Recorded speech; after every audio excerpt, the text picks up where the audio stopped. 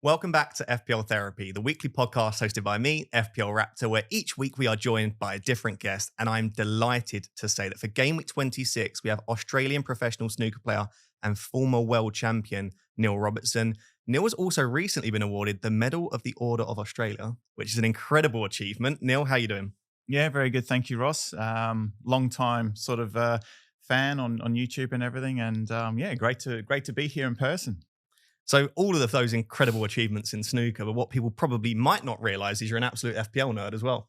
Yeah, I am. Yeah, absolutely. It's something that's like, I think the first team I did was like several years ago, but I never really sort of kept up to date with it. But 3 years ago, a group of friends sort of set up like a mini league, really competitive one. And yeah, so I thought it'd be the first time that I sort of really go into it properly.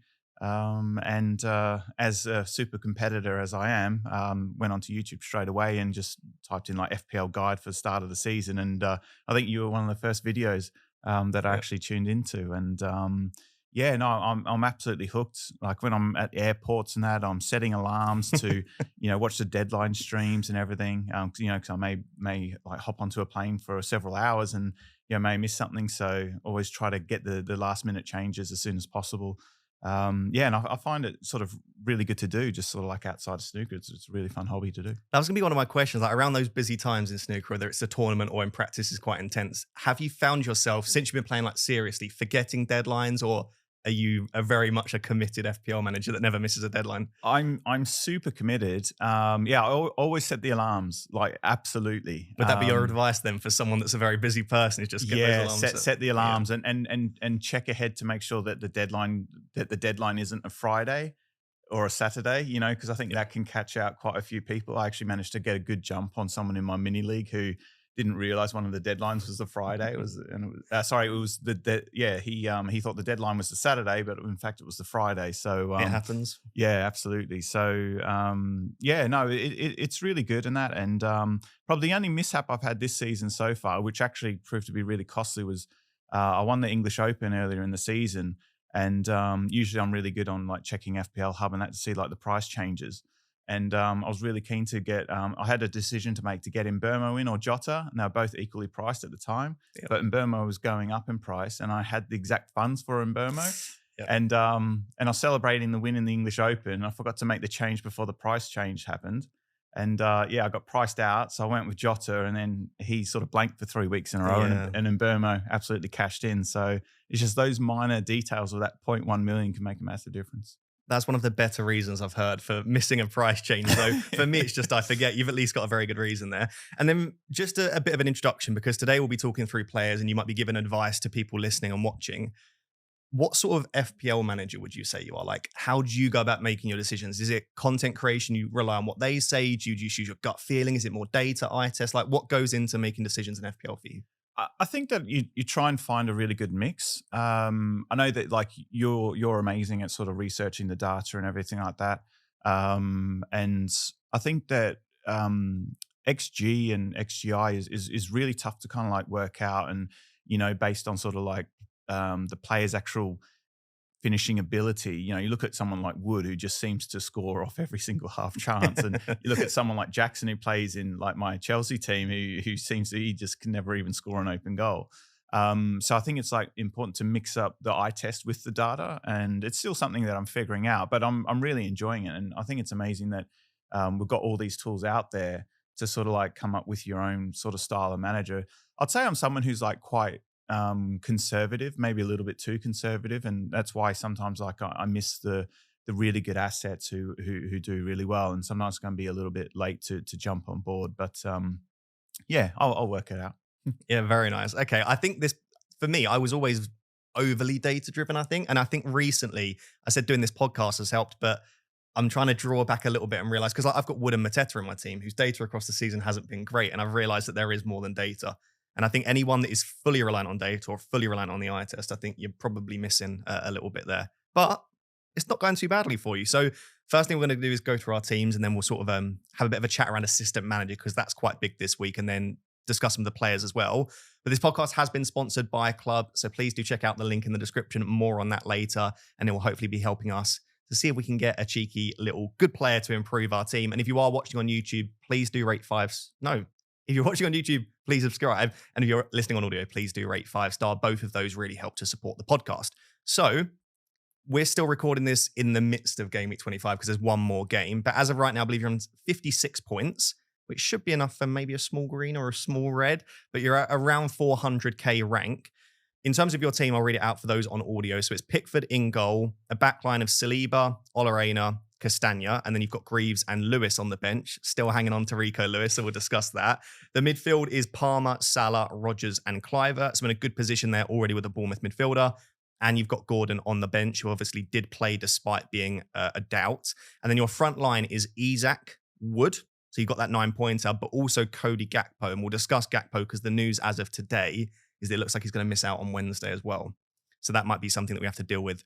So sort of talk us through your team, how it's gone, how you've got to this point. Because I know you were saying to me off camera that you did have Jackson for a little while as well, and that might maybe cost you a little bit. Yeah, so the season started like kind of okay. I think that the Haaland starting off with blistering form, but I didn't go with Salah. So I know that you were with Salah and not with Haaland, and I switched at the wrong point and then went to Haaland. Yeah, that's right. Yeah. Well, actually, the funny thing was you were having a period where whenever you were bringing in a player, they just went on a blank streak. It was a horrible start. Yeah, you're apologizing in advance, and I thought it was really funny. Yeah. So the season was starting off okay. I actually wildcarded quite early because I wasn't happy with my team, and I brought Sanchez in goal, and that's when he had a couple of huge hauls, like the one against Bournemouth. We saved the penalty, clean sheet. Next week, West Ham, so like I was doing quite well, but then not having Chris Wood in my team, and then Burmo was just like going on a really hot streak as well. I was sort of like losing. Like the differentials are really punishing me. So I got to around sort of like maybe 150, 180k earlier on in the season, doing quite well. And then I just started like taking red after red arrow. I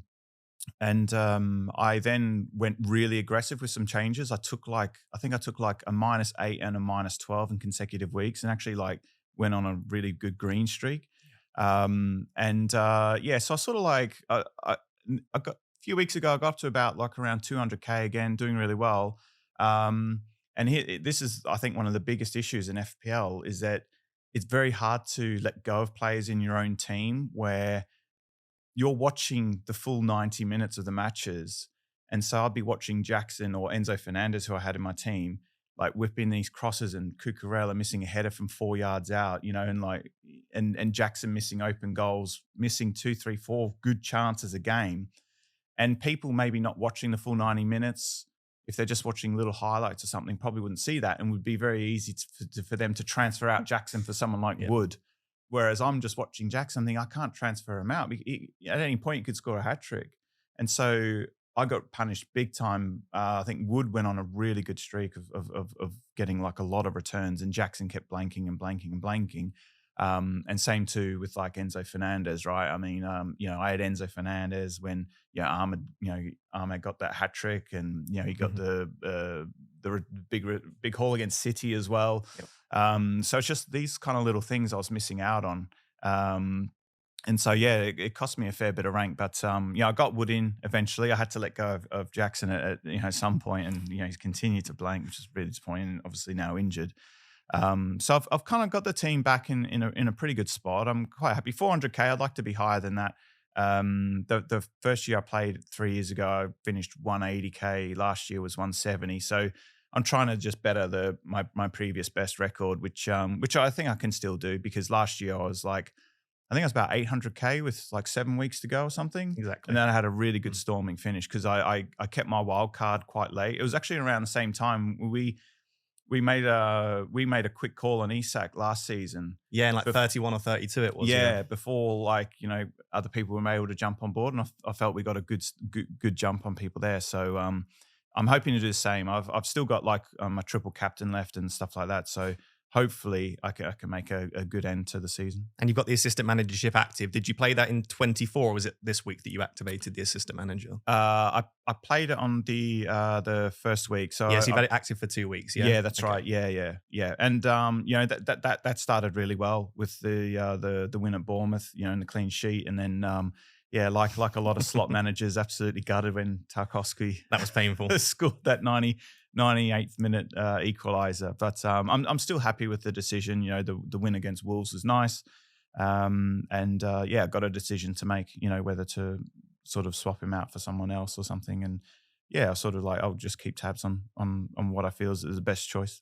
Perfect. All right. Awesome. Another decent week for me so far. Obviously, it could be turned around if Emery and Aston Villa do really well on Wednesday, but 65 points for me so far this week with Trent, Rodgers, Salah, and Slot still to go.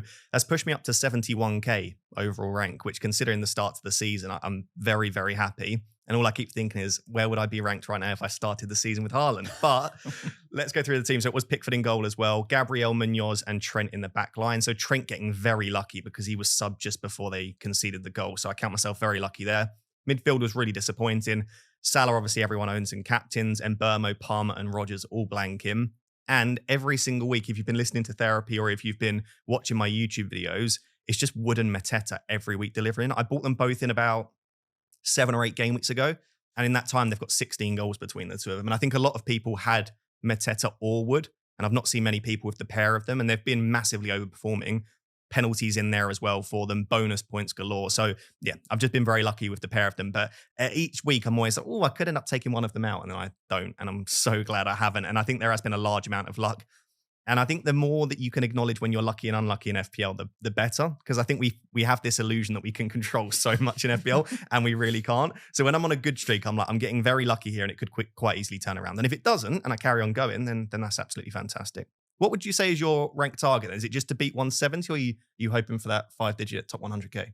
I think at this stage, especially with how competitive and how engaged people seem to be now. Like when I was first getting into it, it seemed like, the last sort of like the second half of the season, a lot of people like drop off in terms of the engagement. But I think with all the competitiveness with like the mini leagues and the cups and all this sort of stuff, I think people stay engaged for like a really long time now. So I'd love to crack the top 100k. It's definitely achievable. But I guess the initial goal is to keep improving and to try and beat last year's rank. And I say, like, with all the chips that I still have available and, some big weeks coming up, hopefully I can do that. I'm trying to sort of think about maybe some differentials I could slot in that, could sort of like boost me up a few ranks. It's just so hard because like the people that the majority of players own seem to be consistently performing. It's like I keep waiting for Wood to go on a blank streak or something, but it just doesn't seem to happen. He just seems to either get a penalty or any half chance he gets, he finishes. Like I say, Mateta, I'd love to have him in my team as well. He's another one. He's on pens. He's very clinical. So there's a lot of really good, solid assets out there that you can kind of almost bank on, which makes it also tough from your point of view to take them out as well. Exactly. And I think with the blanks and doubles now, if you've got a similar strategy to someone else, it sort of decides a lot of the picks and players for you. Like a lot of people would want to bring in a Crystal Palace player like Mateta, but if they're not going to free hit in 29 and Palace blank in 29, well, that's why Mateta's ownership is still 10% at my rank, because he scored 7 goals in the last 6 games. He'd normally be like 90% owned, but no one can bring him in because he's got a blank. So at this point of the season, it becomes, I think, even more difficult to differentiate. But if you can find that one, as we saw with Isak last season, you don't need 4 or 5 differentials. You just need one at the right time and they can shoot you up the ranks. Awesome. So the first section I want to do then before we actually go into the games and the players is actually talk about assistant manager, because we're both on Arna's slot and we've got 1 week left for the assistant manager chip. A lot of other people went from Moyes to Emery maybe, or they just played it last week and maybe they've got 2 weeks left. But I do think it's a really interesting week, Game Week 26, because in 24 and 25 we had doubles. So it was either Moyes or Slot, and it was either Emery or Slot. This week, there are no doubles, but also I would say there's not a single game here where I'm extremely confident that a team wins. And I'd say there's not a single game really for me where I'm very confident that a table bonus team wins. So the graphic you're going to see on your screen and the graphic that Neil and I are looking at right now is the fixtures for Game Week 26. And the teams highlighted in green are the ones that have a table bonus. And when we say table bonus, without any bonus, you get 8 points for a win and you get 3 points for a draw. But 6 points for a win, 3 points for a draw. But with the table bonus, you get 16 points for a win and 8 points for a draw. And all you need to get the table bonus is you need the team that you're backing and the assistant manager you're backing to be 5 places or more lower than the team they're playing against. So basically, you get a bonus amount of points for backing the underdog. What that means is that in Game Week 26, the underdog managers, the table bonus managers that will give you that really big haul are Leicester, so Ruben Nistelrooy. You've got West Ham against Arsenal, so Potter. You've got Wolves against Bournemouth, so Vitor Pereira against that Bournemouth team. You've got now, as of right now, Glasner against Fulham. However, if Liverpool lose to Villa, Glasner will no longer have table bonus. So we do need we do need Villa to not win that game. So you could go for Glasner. Then you also have McKenna against Spurs, which is an interesting one. And then Juric, the Southampton manager, against Brighton. So basically, the 6 teams that you could back for a table bonus are Leicester, West Ham, Wolves, Palace, Ipswich, or Southampton. The other option you have is, of course, just going for one of the favourites. So you've got Arsenal against West Ham. You could just go for Arteta. You've got Brighton against Southampton. You could just go for Hertzler. Or, for a lot of people, if you've got Emery, just keep Emery against Chelsea. They probably will win, and Neil will attest to that, I'm sure. And then for Slot, he's got Man City. They are looking a little bit better at the moment. They just beat Newcastle 4-0. But you could also just keep Arne Slot and save the transfer. So putting you on the spot a little bit, but looking at those fixtures, the idea of a table bonus, where do you see yourself going in 26 right now? At the moment, like I'm pretty happy with Slot. I think away from home as well, the onus would be on City to kind of, to be more aggressive. And, of late, they've just been leaving so much space in behind. And although against Newcastle, I think Gonzalez made a big difference to them. So we'll have to see with City there, and especially looking at sort of their assets going forward. But at the moment, it is on Slot. I think, there's not really too many fixtures there that I look at and think that it's worthwhile, making a transfer over. And that's why I went with Slot initially, is that I knew I wouldn't have to go from like a Moyes to somebody else and to burn transfers or even take potential hits on something. So at the moment, I'm quite happy with how it is. I guess if you're looking at a punt, I think probably Ipswich at home to Spurs probably isn't the worst one. Yeah, so if you were to go table bonus, you think that might be the way you'd lean right now? Ipswich at home against Spurs? Yeah, possibly, just because of how streaky Spurs are. You never really know sort of which one's going to turn up. And I know they're getting players slowly back from injury, but I think still that there's a big opportunity there, and Ipswich really need to start winning games, right, to get out of the relegation zone. It's a shame because the 3 teams at home are Leicester against Brentford, Ipswich against Spurs, and Southampton against Brighton. So the 3 table bonus home teams are the 3 worst teams in the league, and then the 3 away teams who are slightly better teams, West Ham, Wolves, and Palace. Yeah, they're all playing away. So it's like, do you back the slightly better teams away from home, or go for the home fixtures? But then you do have to play it on Leicester, Ipswich, or Southampton.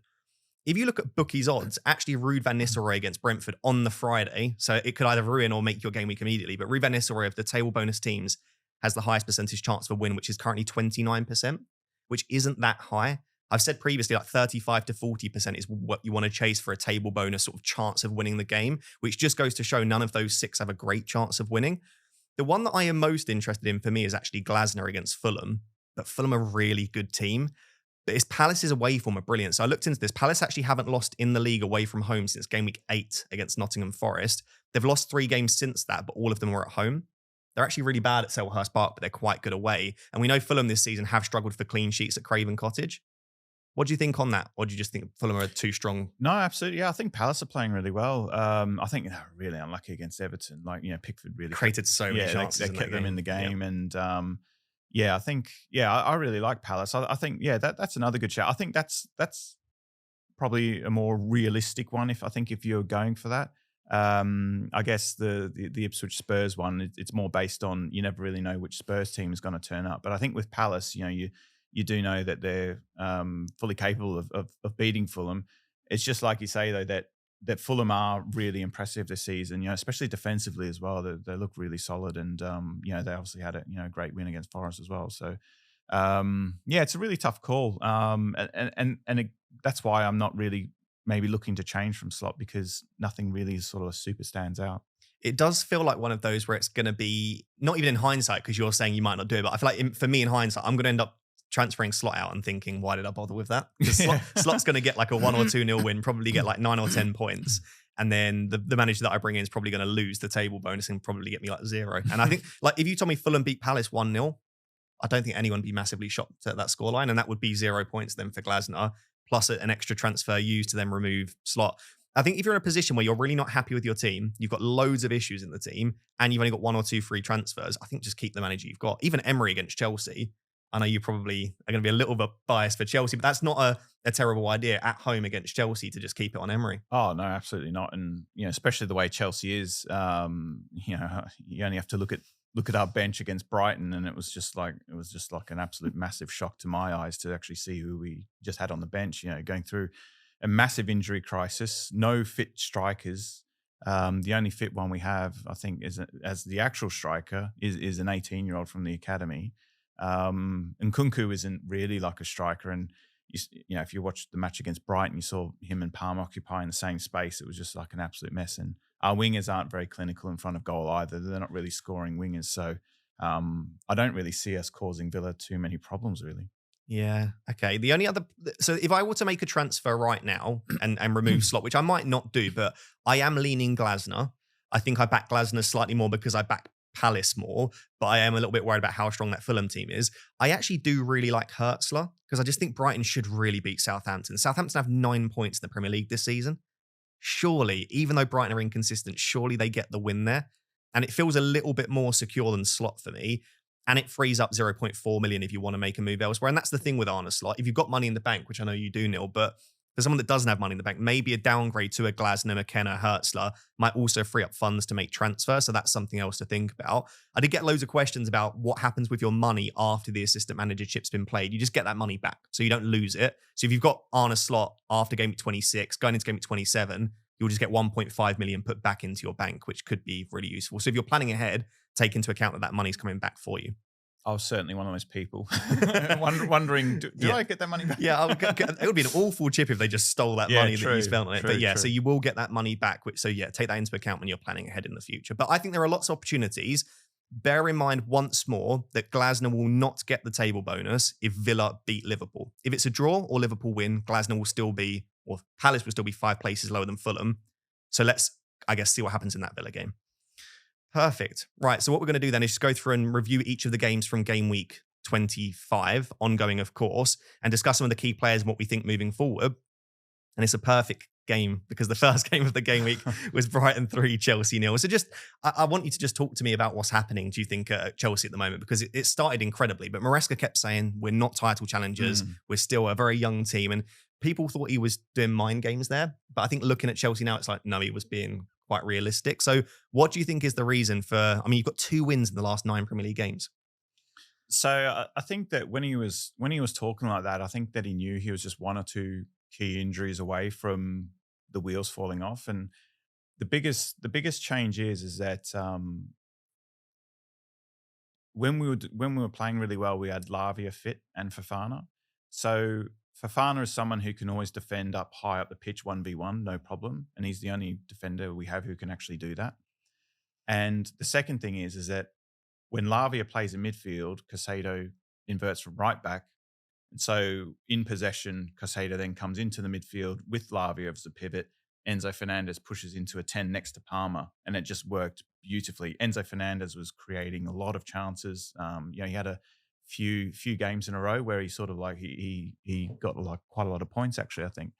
But Lavia again is like the only midfielder who can allow Caicedo to start as right back and invert. And when Lavia got injured and Fofana pretty much at the same time, that then sort of meant that Enzo Fernandez had to play in the pivot with Caicedo. We had to play Gusto as right back. And it just changed the whole sort of system of the team. And Maresca kept sort of like persisting with this same method. And if you look at like sort of, with the injuries from Fofana and Lavia, that's when the massive drop-off has been. We've lost a lot of control in the matches. It's just been like a mess really. And I think that if you look at the way that the squad was built, we don't have anyone who can replace Lavia. He's such a key figure in the team. And also Fofana, we don't have another centre back who has that sort of pace and who can actually carry the ball up from defense into the midfield the way he did as well. So that's been a big part of it. And also, it's a very young squad. So when things do start to unravel a little bit, we've got no experience in the team to fall back on. And so, we've got such a young team that, the players are all looking around and they don't really know, who to look on as the leader. And and I think that's been the case. And yeah, it's been terrible, really. Watching as a fan, the last sort of 5 or 6 weeks, because I felt that when the team was at full strength and we were second in the league, we went away to Everton. If we beat Everton, we would have gone top of the league. With Liverpool still to play their game. But since that point, it's just been downhill, and yeah, it's been a very frustrating watch. And as I believe next week there's meant to be like a big protest going on at Stamford Bridge. With the I think the sporting directors, a lot of the fans aren't happy with the money they spent, 1.5 billion. The sporting directors have spent, and we still don't have a backup centre forward to Jackson. So there's a lot of questions that they need to answer for, and yeah, I guess watch his space, I suppose. I think as much I think part of the struggle has been Jackson's drop off in form, right? Because he's not finishing the chances. But I think you'd rather have an out of form Jackson than no Jackson, because I think the way that you set up with no Jackson is it's a nightmare. I remember there was that run of games, like 4 or 5 games in a row, Maresca kept pulling Jackson off early. And then as soon as Jackson left the pitch, it all fell apart. Yes. 100%. And I just think you need the number 9 there. And as you say, Nkunku just isn't. He's a false 9 at best. And so he's just dropping into exactly the same pockets that Palmer's in. As you've got 2 players playing on top of each other and then no target. Yeah, that's right. And I think that if Jackson was clinical through this period, then I think we would be still in a pretty decent position. But all it took was for him to stop being clinical, because at the start of the season he was very clinical, and all us fans thought he'd been really working on his finishing and he'd improved. But I remember Darren Bent saying that, like, strikers, it's very hard for them to just improve their finishing. You can go through sort of really good moments of form when you're finishing everything, or maybe you're missing everything. It's just the life of a striker. But I think he's like regressed into how he was last season, where he's very inconsistent. And I think that's just probably the player that he is. And all it took was for him to just drop off a little bit with the injuries that we've had. And, players like Madueke, Neto, Sancho not really chipping in at all with any goals. That's been key to the drop off as well. So all it took was just a little bit of the screw to come loose with Jackson falling out of form. And we just don't even look like scoring a goal. I think the goal we scored against Brighton in the FA Cup was like an own goal from the keeper. The winner against West Ham was an own goal from, of course, yeah. Wan-Bissaka. And against Brighton in the league on Friday, we didn't even have a shot on goal. Like, that's just incredible, So, so yeah, a big week of training ahead for Maresca to try and work out how to get the best out of Nkunku, who is a brilliant finisher, as he's shown this season, but he needs to get into those positions and he needs to be fed the ball in the box. So, it's not looking good for us. But again, though, it was a weekend where results kind of semi went our way a little bit as well. So my realistic hope for Chelsea this season is to try and finish 5th and to squeeze in through the coefficient in the Champions League. Hopefully, the English teams do well in the Champions League and we get that 5th spot. I think that's a realistic aim, and there are a couple of fixtures coming up that you'd expect to win. Southampton at home, Leicester at home in 27-28, putting a couple of statement victories there. If those games look difficult for you, I think that's the worry. Yeah. Is they need to be kind of big wins.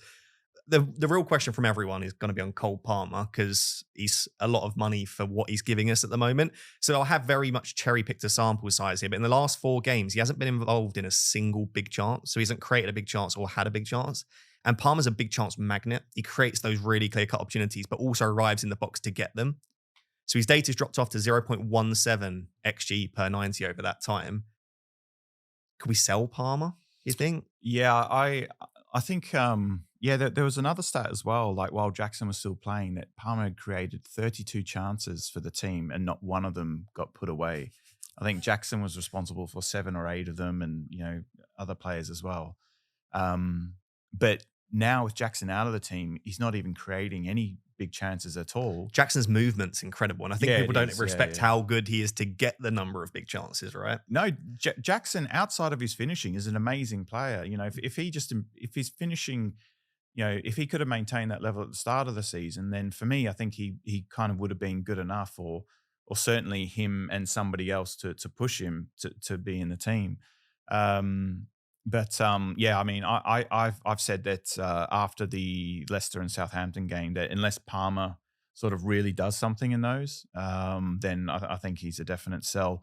And even still, he may be a definite sell anyway, because like the fixtures turn a bit, and Jackson's still going to be out, so he may get a penalty, or he may get a couple of returns in those games. But I think that's more down to how poor Leicester and Southampton are than then Chelsea turning things around. Yeah, after that, so it's obviously Arsenal away in the blank, and then it's Spurs and Brentford. If Spurs have got all of their players back at that point, we've already seen a couple of them return. It's just not a brilliant set. And I think the big thing that people will be looking at is around 29, Haaland comes back into the picture if he's fit and available. And a lot of people just won't want to sell Salah. If you want Haaland and you're not selling Salah, Palmer has to go. Like getting the three of them in a draft, it just looks awful because you're going to want Isak because they have the double. So I think something's got to give. And people might say that they're not going to go for Erling Haaland. But if Haaland scores a few goals over the next few weeks, going into blank game week 29 with Brighton at home, he's going to be very, very desirable. And as I say, the obvious move is probably sell Salah. But people aren't going to want to do that because Salah's bloody brilliant. So Palmer's going to be the one. So I could imagine Palmer's ownership does drop. We could be looking at a 50 to 60% Palmer, which you could see as an opportunity. A lowly owned Palmer's great. But if he doesn't improve, if he's not really impressive over the next 3 weeks, then I think it will be really popular to sell him. And he's already dropped in price twice as well. Yeah, I think so, definitely. And especially someone at my rank as well. Like, I think that's certainly worth the risk of, because obviously there's not that many people on Haaland at the moment. So for me, it would be a pretty easy decision to try and sort of jump on Haaland, ahead of everybody else. And like you say, you just can't sell Salah. He just like all the time, all he seems to do is just like, it takes just one goal or something. And he's almost on like 3 bonus, similar to like, Wood and some of the others. And also like Salah's just gone up so much in price as well. You'll be losing so much value there. Whereas Palmer, I think if you sell Palmer and, if you look at Chelsea's run in the last 4 or 5 games of the season as well, like it's absolutely horrendous. So I think that once you sell Palmer, I think you don't really bring him back. And for someone like me, I think it'd be a good opportunity to try and get Haaland in and get ahead of everybody else. Absolutely. There might be some, I was going to say crazy people, but I won't say that. There might be some differential people that want to go for Nkunku for Southampton and Leicester. Would you advise against it, or do you think he probably gets the next 3 starts? Oh, he definitely starts 100%. And it's down to Chelsea to try and figure out how to get the best out of him and Palmer sort of playing together. They haven't had too many chances to play together and build that chemistry. Whenever Nkunku, he's been the one who's always started in the cups and like the Conference League, and Palmer wasn't even in the Conference League squad in the group stages. And Nkunku, I think he scored like 13 or 14 goals in all competitions this season. So when he's been getting the chances, he's been putting them away. He's a brilliant finisher, but he's not a number 9, and his best position that he likes playing is where Palmer is. So unless Maresca maybe shifts Palmer out to the right, how he did last season, and then have Nkunku play in that area, and just look to put somebody as the centre forward, it's going to be really tough to get that. But I think Nkunku, he's so cheap as well, though. So, it is worth a punt. It's something that I'm certainly thinking about. But I want to see something in the next game to suggest that, something could work there. But I think he's certainly worth just like a cheeky little punt, because you just never know. Because of how good his finishing is, he does like scoring, 2 or 3 goals. Like, he's certainly capable of big hauls. Just need to keep an eye on it. I think especially the next week is going to be key for that. Perfect. So, in that game between Brighton and Chelsea, it was just very disappointing for Chelsea. But I think Brighton actually played very well. Brighton are very unpredictable at the moment. They could win. I mean, they've just lost 7-0 and then they've just beat Chelsea 3-0. Forest are another team that I'm not sure which version of Forest are going to turn up. But that was actually a 21-pointer for Hertzler as assistant manager, which shows why that table bonus is so incredible. Obviously, he gets the 16 for the win, the 2 points for the table, for the clean sheet, and then the 3 points for the goals. So 21 points for Hertzler. João Pedro is probably the big talking point. Luckily, neither of us have João Pedro, but he's been benched in 2 consecutive games, both against obviously Chelsea now. Doesn't look like he is particularly first choice, which is mind-blowing considering what Hertzler used to say about him, that he's their best player, he's the difference maker. He came on and had 2 big chances in 17 minutes, which this game week could only be beaten by Watkins. So he had the second highest number of big chances and only played 17 minutes. And they've got Southampton away this week. What would you do if you owned João Pedro? If you owned him, it would be quite a strange one, because I think like everyone sort of like jumped off the boat with him. Like, sort of, he was playing so well at the start of the season, then he picked up the injury, then people brought him back like I did, run of blanks and then got rid. He's a fantastic player, but I think that Welbeck is playing so well. They've got a couple of their players back from injury as well. I think who's the striker they signed? Is it Rudler or Ruter? Yeah, Ruter. Yeah, he played very, very well against brilliant. Chelsea. So I think maybe the way he plays, maybe Hertzler's prefers that over Pedro at the moment. Because Pedro, when he came back from his injury, seemed to be dropping so deep. It was incredible, like almost like a defensive midfield in a way. So it just all depends. I'm really not too sure. I think that things are on the up, I think, for Brighton at the moment. I think, Matome is looking really good, and all the other areas in the pitch, I think they're looking really strong. So I think with João Pedro at the moment, I think if you got a way of selling him, I think I certainly would. Yeah, I can't believe I'm suggesting this, but if I had him even ahead of Southampton, I'd sell because I just don't think he gets in the starting 11 again. Because I think Minter, Welbeck, Ruta, and Matoma, as you say, they're all playing so exceptionally well at such a high standard. Minter might have been the one that you could say could drop out, and that might push Ruta out to the right, but he's just coming off the back of a brace against Chelsea. So, yeah, I think João Pedro is probably a sell. And I do think there are some really decent cheap options, as we'll discuss throughout this. If you can get away with benching him, maybe you chuck him on the bench and just see if he gets back in the 11. But even when he's in the 11, he's not scored an open play goal since game week 12. Yeah, well, That's horrendous, isn't it, for a forward, really? Yeah. I mean, when he's on the pitch, I believe he's still the penalty taker. But it's hard to just pin all your hopes on getting Just on a penalty. Yeah, exactly. Cool. Right, next game, Leicester 0, Arsenal 2. Big talking point was Wanyeri, who was absolutely unbelievable. A player's good when they get a single assist and full bonus points. And that's what you got. So you come away with a 9-pointer. The best compliment I can give watching Wanyeri is he really reminds me of Saka on that right wing. Like the same little cross is actually the cross for Marino's goal, the assist.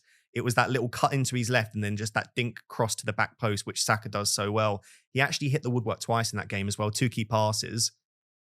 4.5 million is so cheap for an Arsenal attacker. Yeah, I think it's crazy. Any interest for you, for your team? Or yeah, absolutely. Yeah, I mean, for that price, it's hard to go wrong. There's actually quite a few sort of midfielders in around the 5 million mark that are actually sort of popping up and doing well, which obviously allows you to make those transfers to like a Haaland or someone like that. So yeah, and you look at the injury list for Arsenal as well. He looks like he's going to be a mainstay in the team. Like even when Saka comes back, I still think that Arteta will still play him, especially because Sterling just doesn't look like he's playing well, even with the chances he's getting. So yeah, no, he's a brilliant player, and yes, it's real testament to Arsenal's academy, who are starting to produce like a really good group of young players coming through. Yeah, I can't see Wanyeri not starting at the moment. I mean, so they've got at the moment it's Trossard, Wanyeri as the wingers. You've got Sterling there, and then Marino came on as the striker, scored a brace. He's not a defensive midfielder, Marino, but he's not even necessarily a 10. He obviously got put there because I think Arteta was just watching the game and thinking, we've not got anyone to aim at. And Wanyeri and Trossard were both whipping in these lovely little crosses, and they've got no Havertz. So it's like, who are you crossing the ball to? So I think it was just a bit of a punt. They slapped Marino up top, and it worked really well. He took both of his goals really well. He said in his interview after the game that he's never played there before, but he would absolutely be willing to play there again. No surprise, of course. But even if we see Marino as the 9, it's Trossard and Wanyeri, because Sterling has been really rubbish. And in this game, he got brought off early for Marino because he was playing so poorly. The issue we've got is, let's say Mourinho plays as the 9 and looks quite good again for the next couple. Martinelli looks like he'll be back in like 3 to 4 weeks, which could be for game week 28, 29. Which of the 3 then drop out for Martinelli? I would imagine it is Marino. And I imagine Trossard then goes through the centre, Martinelli on the left and Wanyeri on the right. But there is obviously a bit of doubt around that depending upon how the players are playing. Then once Saka's back, well, then one of Trossard or Wanyeri then has to drop out. So I do think with Trossard, Wanyeri, any of the players that you're going for, even Marino right now, they're probably good for the next 2 to 3 weeks. But then there will be that point, and it's probably around blank game week 29 when minutes become a little bit more questionable. Yeah, absolutely. Yeah, I think so. Like the one with Marino was hilarious. I was listening to the game on the radio, and you're just listening to the commentator saying like, Arsenal keep putting balls in the box, and Leicester just keep heading everything out. And all of a sudden on he comes and then scores a brace. And like, as a Chelsea fan, obviously I want Arsenal to lose or to draw the game. But yeah, it was kind of mad. But yeah, I think for 4.5 million, I mean, he's worth of just like, having in there. I think it just depends on the makeup of your team and how, if you want to play consistently 3 forwards all the time and you just have him on the bench. But yeah, the interesting thing is like, when is exactly like Saka coming back and Martinelli as well? Will they have setbacks in coming back from the injuries? Exactly. So you just need to kind of like wait and see. If you want to go ahead and make the punt early, then by all means. Chelsea aren't exactly looking very good defensively either, so I think it could cause quite a lot of problems. But yeah, no, he's I love watching him play. He's a brilliant player, and yeah, it's going to be interesting to see what Arsenal actually do long term moving forward with Moreno. Like, it's all very well and good at working versus Leicester, but how will it go versus like a more established team? Exactly. And he came on at the end of the game when Leicester were already tired. The game was going in such a way from the start, if he's got to press as the nine, which Havertz does so exceptionally well, and if he's got to do a little bit more than just stand in the box and get the ball crossed to him, it might not work as well. So I do think Nwaneri would be top. I still think Trossard's great. And I think Trossard's minutes longer term might be more secure than Nwaneri, but he's a lot more money. And even with Marino, even if he plays as the 9, he's 6 million. But I just think you just go for the 4.5 million. I mean, by the time you're listening, he might be 4.6, but even if he's 5.2, 5.3, it's not as crazy as Palmer last season, because obviously Palmer had the penalties and set pieces, etc. But Nwaneri's of that ilk where it's like, it feels like a ridiculous bargain. And especially if there is a setback to Saka and Saka's not back till like mid-April, which I hope isn't the case, but you could be looking at Nwaneri for the remainder of the season being nailed on in that team. Yeah, and that would be amazing for the funds that it frees up moving forward. Exactly. And I think the point that you made was one that I was going to make when we moved on to Bournemouth, but it was around Haaland. And I think if you want Haaland and Salah, you're going to need Nwaneri-esque players in your team that are really cheap. Like, you probably need like Beto and Nwaneri to afford the rest of the players that you want in your team. So yeah, I really like the look of him. And the earlier you jump on him, the more that you can obviously accumulate that value as well if you choose to sell at some point. Cool. Next game, Aston Villa 1, Ipswich 1. I was delighted with this result, obviously not having Emery and just hoping that Emery didn't get a big score like Moyes did in the first game. We saw with Moyes in game week 24 just how successful it can be to go for someone like Moyes, Emery, a bit of an underdog manager, someone not like a Slot, getting 22 points Moyes. But now Emery's got 4 points and playing against Liverpool on Wednesday. It does look a little bit bleak. Obviously, if he gets a win against Liverpool, he probably is going to get something similar to 22 points. It does show the risk though. And like, you know what you said about just, that's why I went for Slot. Maybe next season, the thing to do is just to back the really good managers from the best teams. Yeah, I think so. Unless there's like a team that like had a real big dip in form through injury, like an injury crisis or something like that, and then all of a sudden they're working their way back up the table. I think, maybe like if you look at like Spurs, maybe when they get all their players back, obviously everyone probably would have played the assistant manager by then, but I think that Spurs could, have a really good sort of run of games if they get all their players back. I think you look at like Glasner last year. Imagine if the assistant manager chip was available for him, like the amount of points that it was. He could have got in double game week 34. I think they played United and Newcastle, who are both 5 places above, and they both beat both teams and kept 2 clean sheets, I think, in that as well. So that would have been a monster, like 30 plus points in a single week. Yeah, exactly. Yeah, and I was also really pleased with that result because I was when I heard about the Gakpo news of him getting the injury, who I had. I was looking at transferring Gakpo into Watkins, but I was 0.1 short of actually making that change. So I was quite happy that Watkins, one, didn't haul, and also that Emery didn't come away with a win, because everyone was talking about the switch from Moyes to Emery as being the plan. So I'm kind of glad that the Moyes managers who switched to Emery, it didn't turn out for them. Yeah, and Watkins really should have hauled. He had 3 big chances in game week 26, which was the most of any player. And I actually spoke about an FPL Therapy last week. Even before those 3 big chances, he was averaging the most big chances per 90 of any player in the Premier League. So even more than like a Jackson, Darwin, Haaland, like Watkins is a big chance magnet. He doesn't get talked about in the same way as a Jackson, but he does miss a lot of big chances. Watkins, he needs the amount that he's getting. There have been spells for Villa where he's not getting that quantity, and that's when he starts to blank. But as long as he's playing in a team that create the chances for him, he's a brilliant FPL asset. And when you look at that front line now, when they had Asensio, Rodgers, Rashford, Watkins, that's an incredibly strong attacking unit. So if you've got Watkins in your team, you sort of just keep him for a little bit, I think. Yeah, absolutely. Yeah, no, he's a fantastic player. I mean, especially with Duran, leaving as well. I think that sort of means that, okay, Watkins is definitely sort of like going to be starting all the games now. And I think the support network he's got around him will also he'll benefit a lot from as well. And I think, you look at last season, he got so many assists as well last season. I think he maybe even topped the assist stat last season. So, he may get the avenue of points through the assists as well as the goals. So we just have to sort of wait and see. I don't know 100% who's on penalties yet either for Villa. I'm not too sure. This is true. Watkins has taken the last couple, but they've not been the most convincing. They're not. You can see why Louise was on them last season. Exactly. Yeah. Like there are certain players that when they step up, you're like, I almost wish they weren't on penalties, because it just gives you that anxiety. I know. Yeah. But Rodgers is someone that can take a penalty. And honestly, Rodgers, I don't know how Rodgers blanked in this game. So to read out some stats to break your heart if you're a Rodgers owner, which we both are, He had 5 shots in the box, missed 2 big chances, and had 4 key passes, accumulating just under 1 XGI. If you watch the game, it's just like there was so many. There was one header which was brilliantly saved, but also a pass to Asensio, and Asensio's goal shot so nearly went in, but it was a great save by Palmer, who is actually his Premier League debut. He was exceptionally good.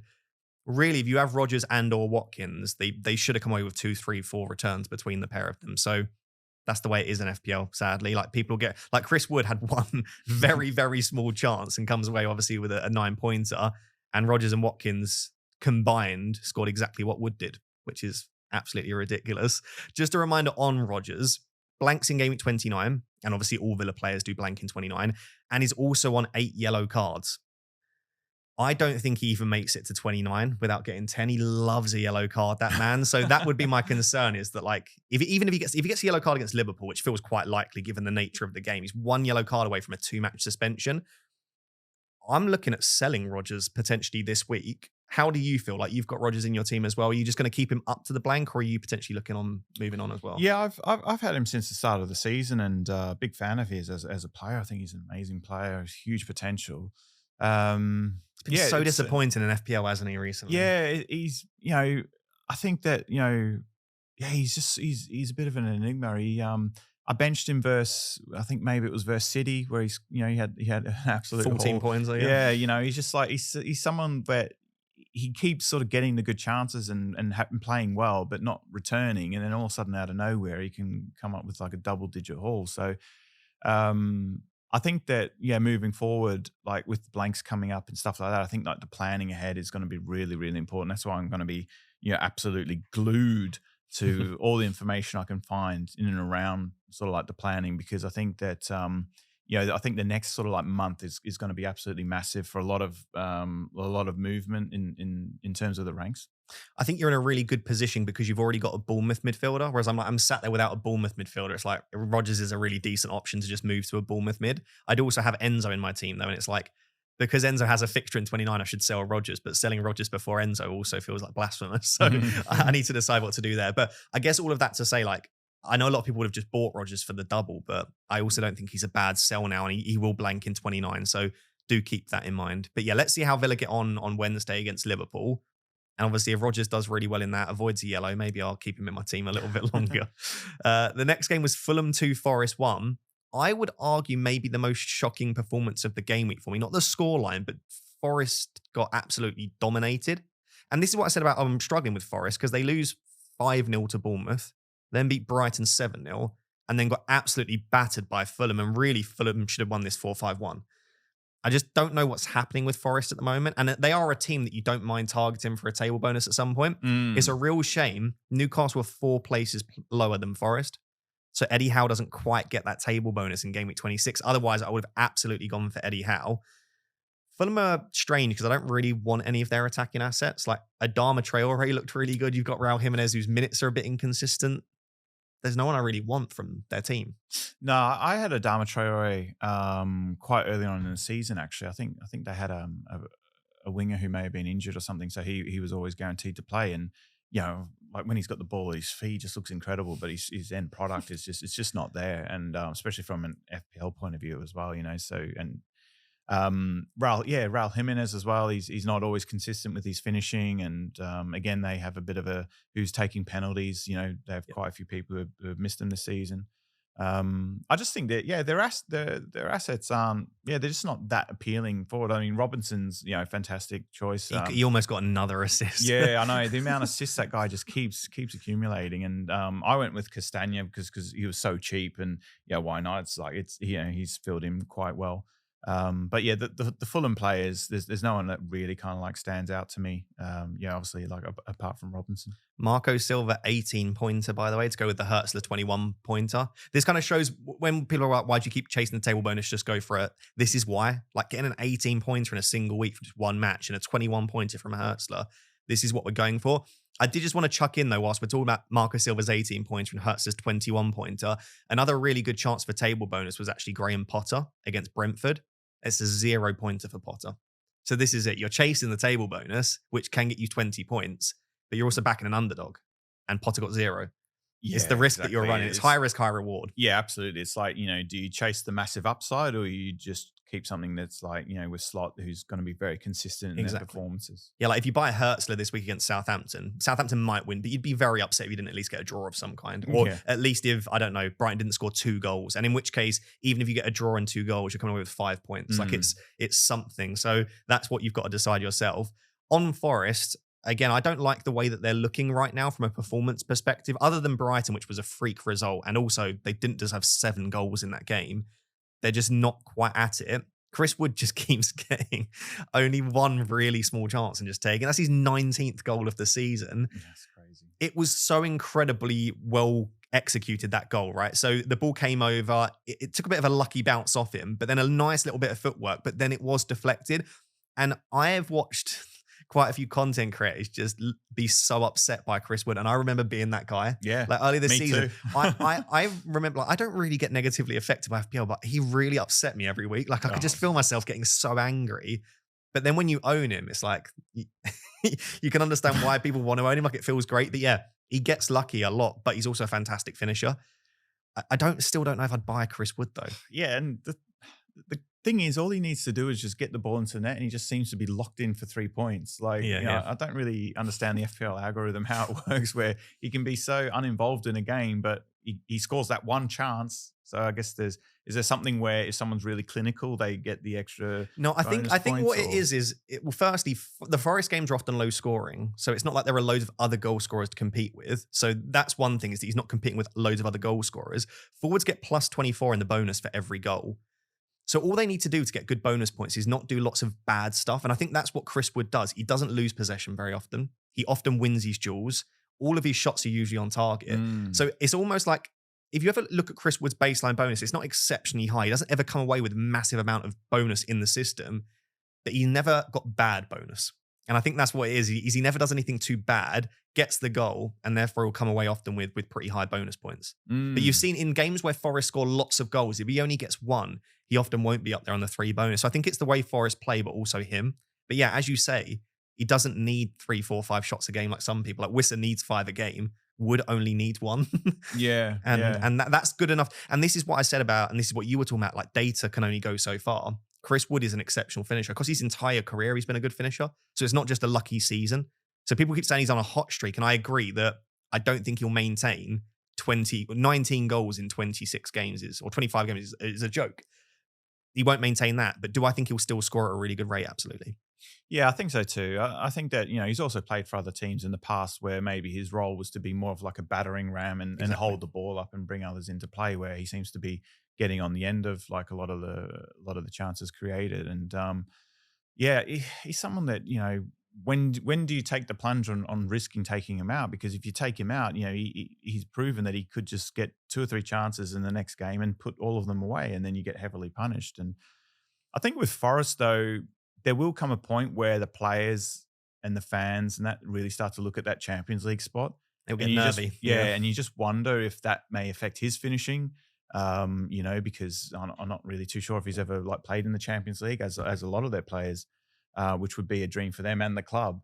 So you just wonder because they don't create an awful lot of chances, will they start to miss a few, and then their drop off in the league happen, and as a consequence, so would Wood's returns. He's got Ipswich in GAMEWEEK 29, the blank. It just feels like a genuine captaincy opportunity if you don't have Haaland, which is crazy. But I just don't think you can sell him now if you own him until at least GAMEWEEK 30. Also, he's got Newcastle next, which is his old club, and he scored a hat-trick last season against Newcastle. And it wasn't even that Newcastle were particularly poor at that time. It came a bit out of nowhere. So yeah, I still wouldn't buy Chris Wood, which is ridiculous to say that because he's the top scoring forward in FPL. And I wouldn't sell him. I think you just sort of make your bed with where you're at right now, and then in a few weeks assess. And if in the next 3 or 4 weeks he scores another 4 or 5 goals, then maybe we just say he's like Salah. And we just accept that Wood is just a permanent own that everyone has to have. But yeah, I think for me and you, we don't sell him. The Kiwi Salah. He really has been fantastic. Right. So next game was Man City 4, Newcastle 9. In fact, this might be the most shocking result of the game week. I guess the big talking point was Marmoush, who was absolutely excellent. It was the speed with which he moved the ball. He took a touch, and it might seem simple, but he took a touch and it sort of pushed it into his path. And I was sat with my girlfriend watching the football, and I was just like, he's different gravy. Like the speed with which he can move and manipulate the ball is just something that you can't often teach. And that will get him so many chances. And I watched the 3 goals expecting to see like massive deflections or massive bits of luck. And it was just like, took all 3 goals fantastically well. And we've seen in the Bundesliga, and it doesn't always carry across, but he is a very good finisher. So I think he's a player that will continue to score goals. Yeah, like some forwards who have come from the Bundesliga, like a Werner, for example, when he signed for Chelsea, need a lot of chances to put them away. Whereas him, like, absolutely not. For his debut, I think he played against Chelsea, right? And we saw City then sort of changing a little bit the way they were playing. He was making all these like runs in behind. Exactly. The City players weren't spotting him at first, but he was making an unbelievable amount of runs. And I think, I'm not too sure if his sort of top speed was clocked at the same speed of Kyle Walker's. And he was only 2 goals, I think, behind Harry Kane in the Golden Boot in the Bundesliga before making the switch. So clearly a great finisher. He's on free kicks. He's on like the corners. He's on the free kicks from like the 25, 30 yard out range as well. And I too sort of was very curious to see the chances if they'll get finished, like you say, if they're dodgy deflections or whatever. But they're all great finishers, and I think he's someone that when I was watching the City game versus Chelsea, I thought, oh wow, like I went straight away to see if he was a mid or a forward, and I was gutted to see that he was a forward. And I was thinking, please be 6 million, please. But the thing is, if he was a mid and if he was cheaper, like a 6 million, I think it'd be too obvious of a pick. Yeah. So I think he's at an awkward price point at 7.1 because that puts him at 0.3 million more than Cunha.